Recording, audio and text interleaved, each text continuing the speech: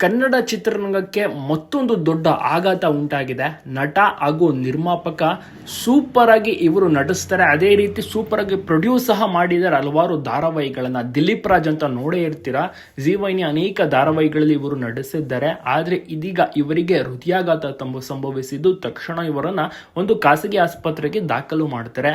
ಆದ್ರೆ ಚಿಕಿತ್ಸೆ ಫಲಿಸದೆ ದಿಲೀಪ್ ರಾಜ್ ಅವರು ಕೊನೆ ಉಸಿರೆಳೆದಿದ್ದಾರೆ ಅಂತ ತಿಳಿದು ಬಂದಿದೆ. ಕನ್ನಡ ಚಿತ್ರರಂಗದ ಹಿರಿಯ ದಿಗ್ಗಜ ನಟರು ಕೂಡ ಸಂತಾಪವನ್ನ ಸೂಚಿಸಿದ್ದಾರೆ. ದಿಲೀಪ್ ರಾಜ್ ಅವರು ಅಂದ್ರೆ ಎಲ್ರಿಗೂ ಕೂಡ ಚಿರಪರಿಚಯವಾದಂಥವರು, ಈಗಾಗಲೇ ಅನೇಕ ಸಿನಿಮಾಗಳಲ್ಲಿಯೂ ಸಹ ನಟಿಸಿದಂಥವ್ರು.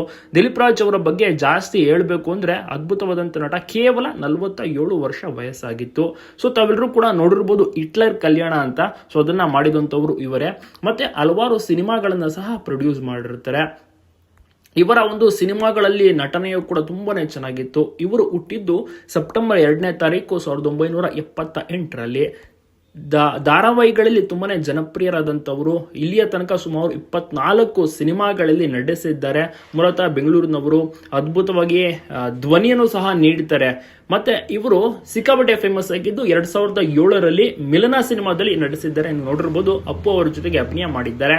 ಮತ್ತೆ ಅದ್ಭುತವಾಗಿ ಯೂಟರ್ನ್ ಸಿನಿಮಾದಲ್ಲೂ ಸಹ ನಟಿಸಿದ್ದಾರೆ. ಮತ್ತೆ ಹಲವಾರು ರಂಗಭೂಮಿಯಲ್ಲೂ ಸಹ ಇವರು ಮಿಂಚಿದಂಥವರು. ಧಾರಾವಾಹಿಗಳಲ್ಲಿ ಸಿಕ್ಕಾಪಟ್ಟೆ ಫೇಮಸ್: ಜನನಿ, ಆರಾಧ ಸತ್ಯ, ರಂಗೋಲಿ, ಕುಂಕುಮ ಭಾಗ್ಯ, ಮಾಂಗಲ್ಯ, ಮಳೆಬಿಲ್ಲು, ಪ್ರೀತಿಗಾಗಿ, ರಥಸಪ್ತಮಿ, ಸೊ ಈಗ ಹಲವಾರು ಹಳೆಯ ಧಾರಾವಾಹಿಗಳಲ್ಲಿ ನಟಿಸಿರ್ತೀರ. ಅದೇ ರೀತಿ ಆ ದಿನಗಳು ಸಿನಿಮಾದಲ್ಲಿಯೂ ಸಹ ನೀವು ಇವರನ್ನ ನೋಡಿರ್ತೀರ. ಫಸ್ಟ್ ಸಿನಿಮಾ ಇವರದ್ದು ಬಾಯ್ ಫ್ರೆಂಡ್ ಅಂತ 2005ರಲ್ಲಿ ಬಂದಿತ್ತು. ಮತ್ತೆ 2026, 2025ರಲ್ಲೂ ಸಹ ಅಷ್ಟೇ ಸಿನಿಮಾಗಳಲ್ಲಿ ನಟಿಸಿದ್ರು. 2023ರಲ್ಲೂ ಸಹ ನಟಿಸಿರ್ತಾರೆ. ಆರ್ಕೆಸ್ಟ್ರಾ ಮೈಸೂರು ಅಂತ, ಲವ್ ಮಾಕ್ಟೈಲ್ 3 ಚಿತ್ರದಲ್ಲೂ ಸಹ ನಟಿಸಿದ್ದಾರೆ. ಹಲವು ಸಿನಿಮಾಗಳಿಗೆ ಇವರು ಅಂದ್ರೆ ಆ ದಿನಗಳು ಸಿನಿಮಾದಲ್ಲಿ ಚೇತನ್ ಅವರಿಗೆ ಧ್ವನಿಯನ್ನ ನೀಡಿದ್ದ ಇವರು.